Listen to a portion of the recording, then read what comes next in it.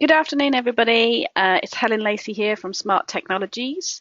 Our webinar this afternoon will be the Smart Learning Suite in a Language Classroom, and I'm pleased to introduce one of our Smart Certified trainers delivering our webinar session today, and that's Molly Turner, who's a very experienced classroom teacher teaching in the languages areas.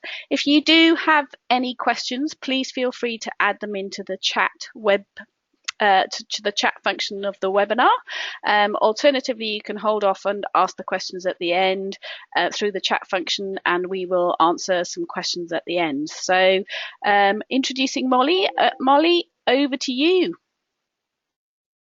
Thank you, Helen. Good afternoon, everybody. Hope everyone's had a really lovely day. I know you probably spent from your days in the classroom, but today I'm just going to be having a look at how I use Smart Learning Suite in my language classroom in particular.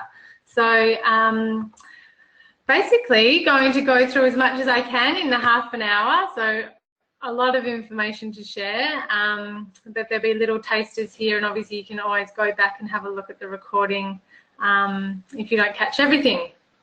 So today I really wanted to use or focus on the interactive tools that I use in Smart Learning Suite, particularly to do with warm-up activities, which I use quite often, so about 5 minutes before every class has started. As language teachers, you would know that students, they need this time to sort of get into the language mindset. I teach French, so we often do some warm-up activities in the target language to get them sort of engaged and thinking in the target language.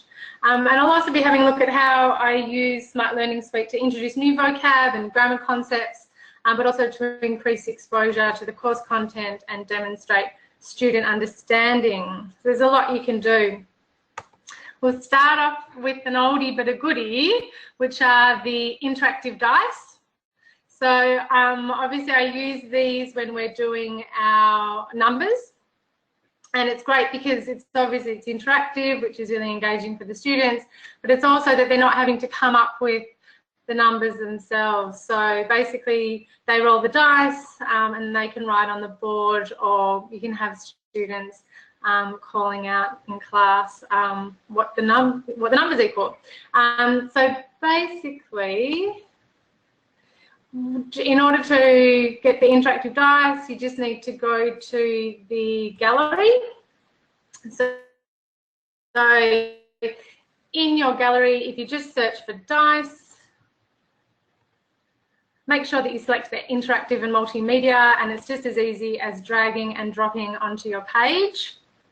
And then there's a little settings, the cog here, icon, where you can go in and you can actually change it. So you can, instead of having the numbers, you can have text, or you can customize it to include pictures as well. So I'll show you some examples that I've got. And it's fantastic because what you can do is you can, again, give the students the content by using either a visual stimulus or a text stimulus, and then they can go from there, because often it's difficult for students to retrieve that information themselves. So for example, for this particular activity, I have students asking, where are you going? And they might say, I'm going to school. And how are you going to get there? And they can say, by car. So it's a great little sort of startup activity. I'll just show you though just a couple of tips when you are using the images on the interactive dice. So if you go to custom, you can drag an image onto the face. Now you can drag an image straight from the gallery here. So you might have, oh, let's have a look, dog. What's really important is if you have the image, drag it onto the page first before you drag it into the dice, and it needs to just hover over for a couple of seconds, and then it'll resize and fit itself into the little box there. So just remember to give it a little bit of time just to catch up with what you're doing. So other ways that I've used the interactive dice as well, and it's such a great way to get the class started. Again, just using images and text with this one here. So what are you going to buy? And then you can roll the dice and the students come up with the sentences themselves. That's good.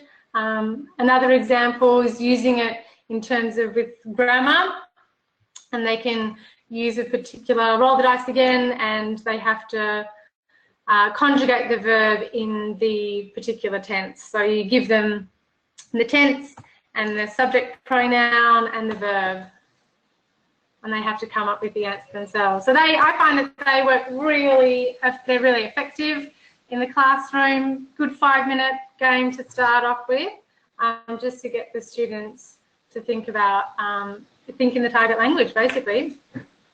Another one I use as well is Smart Blocks. So if you go to add-ons, which is the puzzle icon just here, and you can select Smart Blocks, and again, just dragging and dropping onto the page.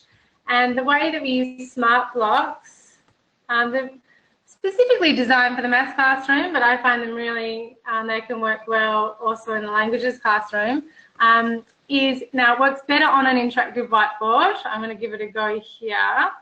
So you select the pen, and again, the students can be coming up with the numbers themselves, and you just need to draw a line to it and it'll come up with it, and it has all the different maths equations that you can do. You can also do pictures as well. So with this particular one, I've selected a picture of a pig and I've put it in clone, the infinite cloner. So in order to do that, just drop down the right hand side box, select infinite cloner, and then you can drag as many images out that you want. So then instead of just doing numbers, they can also say how many pigs are there. So it's good for animals. A little side note for this particular one, if you are using it, what you'll need to do is group the pictures together.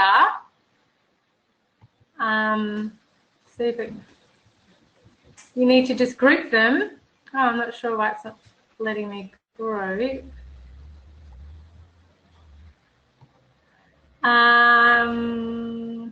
Anyway, it normally works really easily if you just group them up like that, and then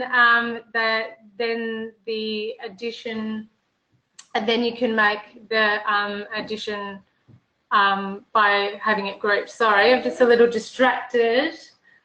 The next one here as well that I use is to do with spelling.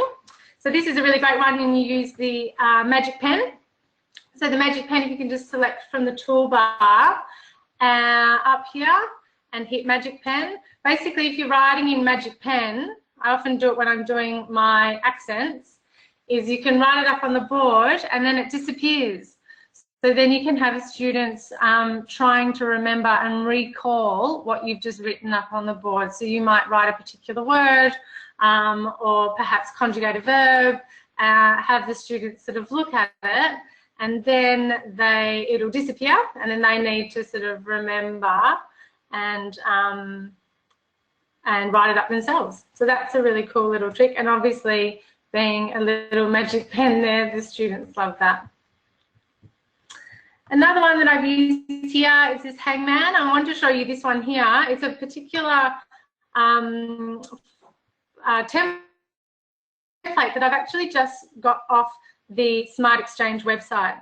So if you went to images, again, went to the image gallery and just selected hangman, it won't come up with anything for the search, but it'll ask you if you wanted to search online at Smart Exchange, and you can go to Smart Exchange and it will give you templates already set up, which are interactive, and they work really, really well. So I've used this particular one here, and I've just downloaded it, and then I can use it in any of my notebooks, or I can just use it as a standalone as well. So that's also something that's really helpful.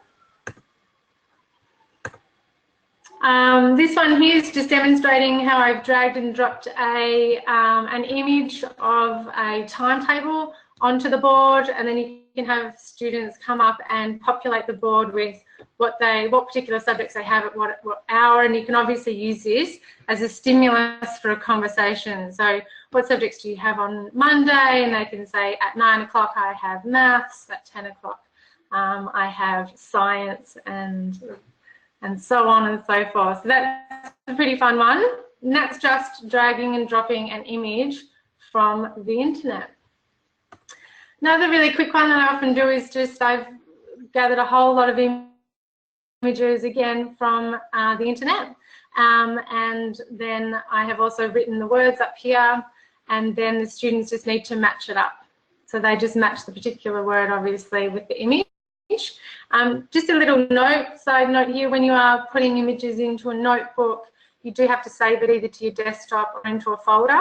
You can't just actually drag and drop straight onto the notebook, but that's okay, because often language teachers have already massive amounts of folders filled with images that they can use, so at the ready. So that's a very sort of simple one of them. Sometimes I add a timer to this one here. So if you wanted to do that, again, just go into gallery and search timer, and make sure you select the interactive and multimedia timer that you've got there. So the timer, you can just drag and drop onto it, and you can set the time however you want the students to finish it in a minute, for example, and then it counts down. That obviously is just a lot of fun. The kids watch the clock ticking down, and it's a bit of a race, so they're really quite involved with that one there. Other really easy ones as well that I'm sure that people have done before is just having an image and having a series of questions, and then students having to select the correct sentence that goes with the question. And another interactive one here, which is really fun as well, is having a series of objects that you could put into, basically you have them ordered in a particular way, so they either go in the bag or they don't go in the bag. So for example, I've got here, in my bag I have a book, a pencil case, a ruler, scissors and a calculator, and students have to put the items in the bag. And if they go in the bag, they'll be dropped behind there, and if they're not in the bag, they'll sit at the front. So that's a really easy way of doing. What you'll need to do in order to sort of get that is with your images, just on the right hand side, the drop down box you've got there, where you just need to order them. So obviously if the items are going in the bag, they're getting sent to the back, and if they're not going in the bag, they'll be sent to the front. So that's just a really easy way to do that one. And again, I think I've got another little slide here demonstrating how to do that one for you. So again, if you're going out shopping, this one here, this one was made from the activity builder in add-ons. So you can see here how the dog actually gets snapped back there. So the activity builder, look, there are a lot of activities already out there that you might want to just utilise, again, on the Smart Exchange, or you can create your own just by going into the activity builder on the add-ons. Once you're in the activity builder, it'll basically ask you to identify an object, and then you need to basically follow the steps, and it'll tell you which particular objects will go into that object and which ones don't. So you just need to do that way. Okay. Here's another quick one that I've just made up as well myself, which is called Word Soccer. I know that lots of language teachers just used to draw this up on the board themselves, but you can have this at the ready.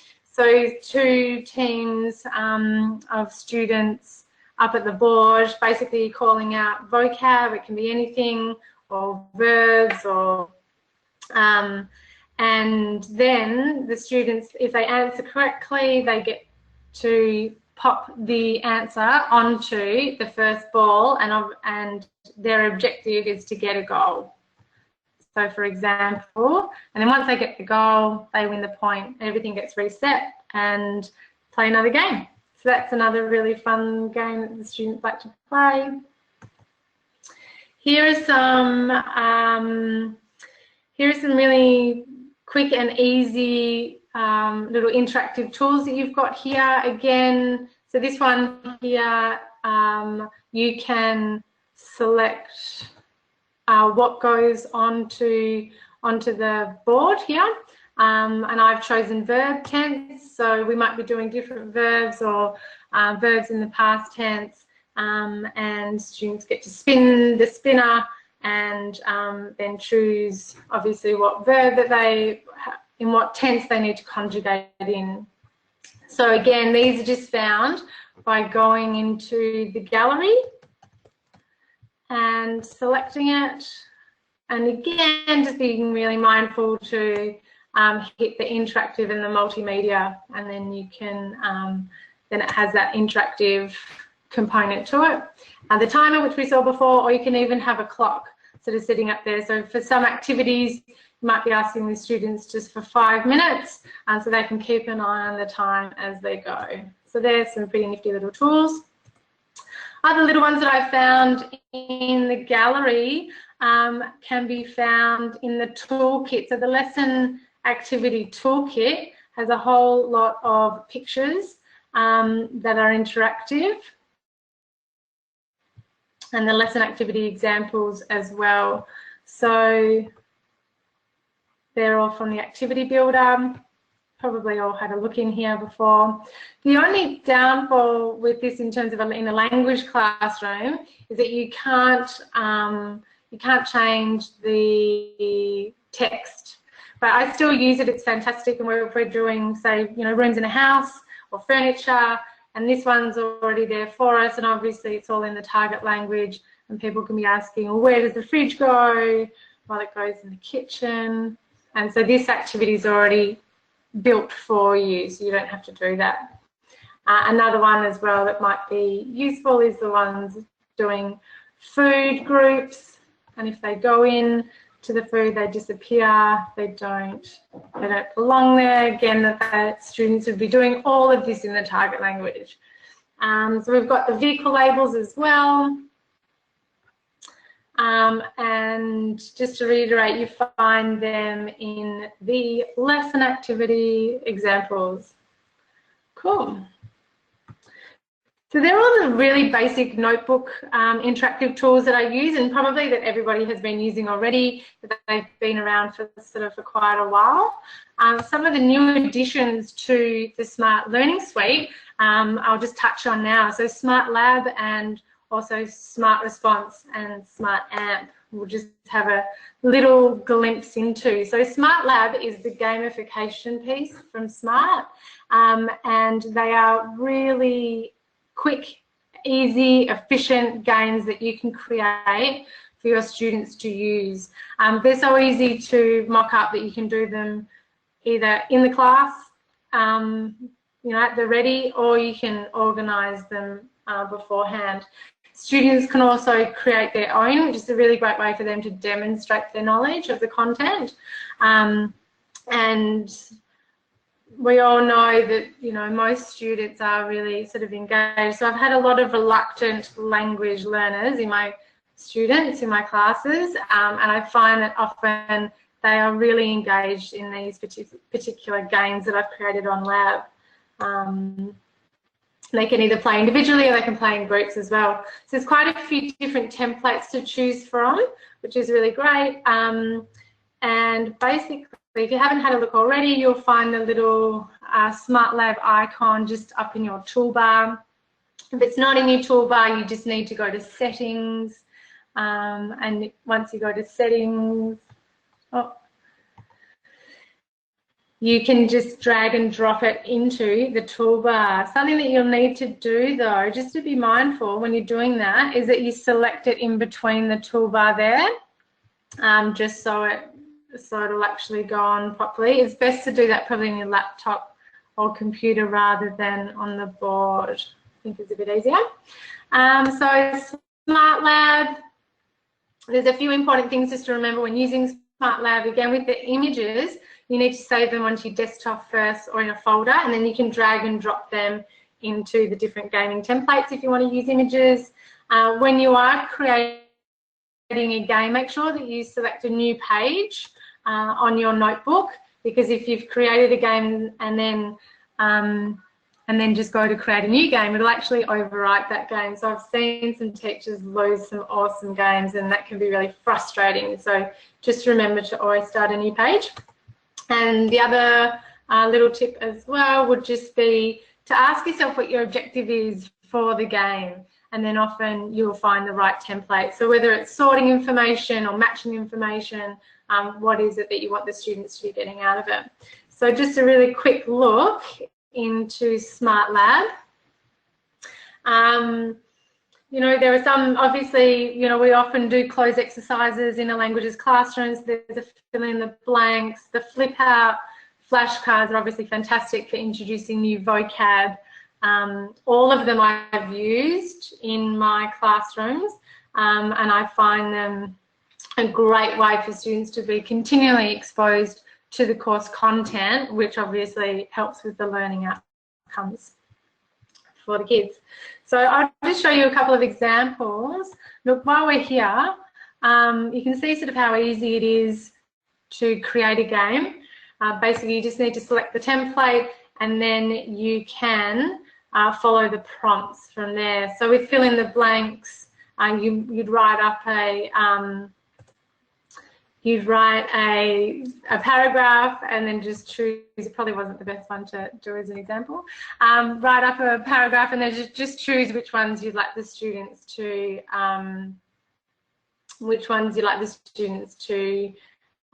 fill in for themselves. So it's probably best that I just show you some of the examples that I've got already. One of the ones that I always start off when we're doing a new unit is called Shout It Out. Shout It Out is a great way, it's sort of like the virtual hands up, but you'll find that every student contributes to Shout It Out, rather than just having that one student always putting up their hand in the class and answering the questions. So basically the students get this, they just log into classlab.com, and this is my particular number that's attached to my lessons and my activities that I've created. Once they've logged on to that, I can then start the activity, and students then will connect, and they will put their answers up here, and they get populated up on the board, and you can use that as a great sort of starting piece or talking point. Another one that I've used quite a lot are the flashcards, particularly for the younger year levels.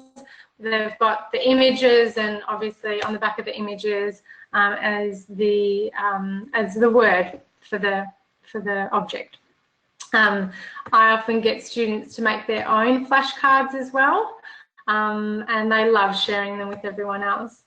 While some of the graphics, some might say, are sort of geared towards a primary classroom, you can select a plain background as well, so maybe for some of the older kids. Having said that, some of my older kids, year 11 and 12, actually love the graphics and love the games that are probably more geared towards the younger year levels. We've got this one here, which is label reveal. So if you're doing sort of clothing, you can have an image of a boy and a girl and ask the students, what are they wearing? And it's just as easy as putting in the image yourself and then writing in the text. So you can put in any image you like. You can put in images of, you know, a house. We do lots of labelling in the languages classroom. So, you know, items in a school bag, or subjects at school, things like that. So you can choose. That one's got quite a bit of flexibility in how you want to design it.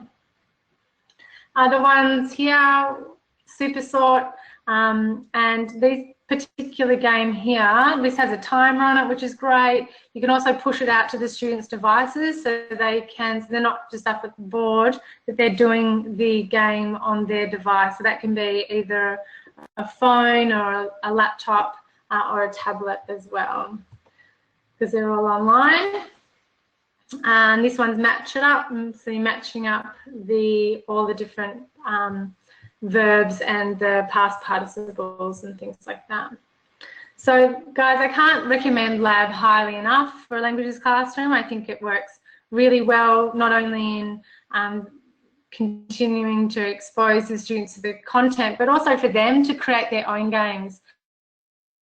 That's a really powerful way to sort of see how they've understood the information and how that then they can make games for their classmates to play as well. So that's great. Just really quickly, because I'm very mindful of the time, there's Smart Response, which is the effective formative assessment. Again, it's really user-friendly. Smart Response is this little icon up here, the tick icon, and all you need to do is select on that there. And again, just go through the template. You can choose your multiple choice, true or false, opinion poll or short answer. So these can be either created really quickly in a classroom, or you can do your unit sort of vocab test at the end if you like.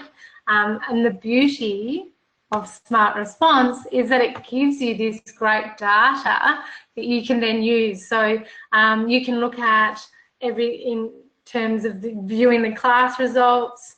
You can see obviously the students and how they're how many people have completed and how many to go. Once you get this sort of class results, you can export it as an Excel file, which is great. So you keep that on file when it comes time to writing reports.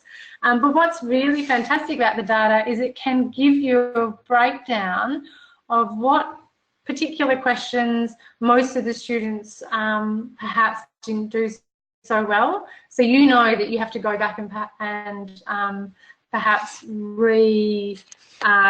cover that information for the kids, because it's obviously something in your teaching where perhaps most of them didn't understand what was being presented there. So it's a really fantastic way of getting this useful data that informs your teaching.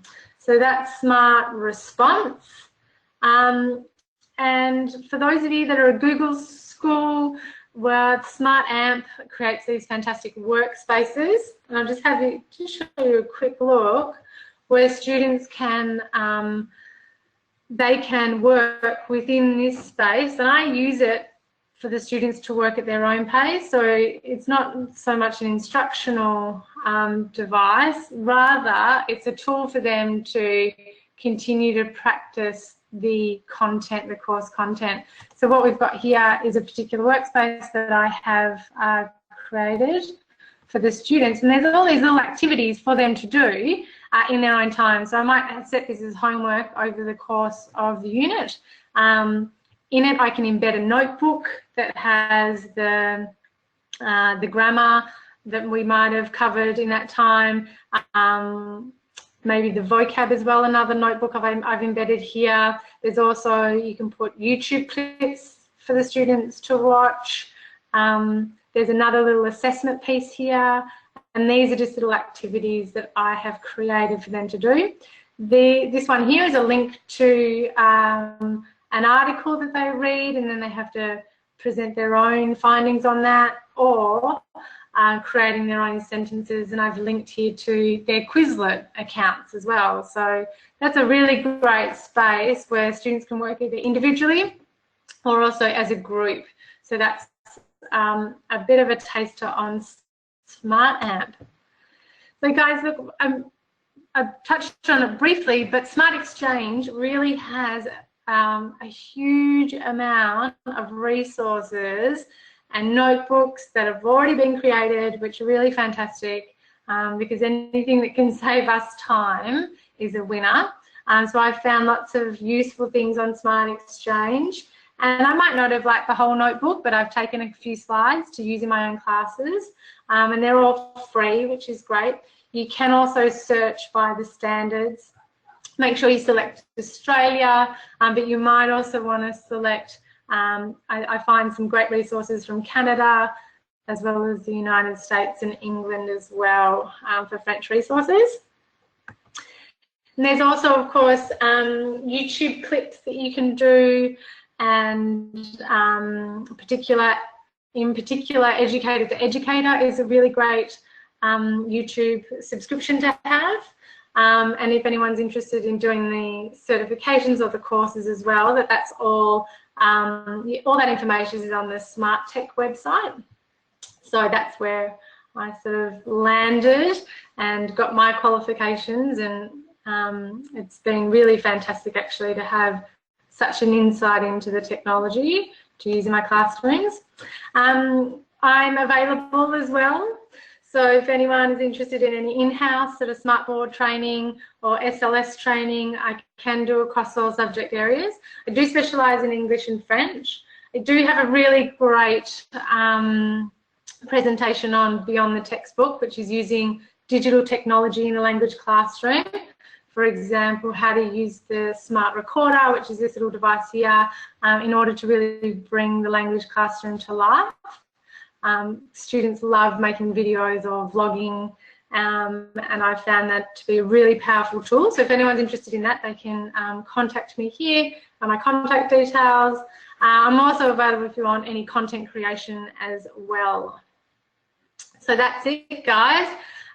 Look, right on the dot, 4:30. I hope that wasn't too rushed. Lots of information to cover, obviously. I'm happy to take any questions. Thank you very much for that, Molly. I'm just looking in the toolbar and there doesn't seem to be any questions right now, but now's the time to ask any. If any of the attendees want any more information, please do ask now. No, it's looking pretty quiet out there. Well, thank you very much for your time this afternoon, Molly. It was really inspirational and lots of ideas for using it in a languages classroom. Yeah, my pleasure. Thank you, Helen, for having me. No problem. Thank you very much, and we'll speak soon. Okay, bye. Great.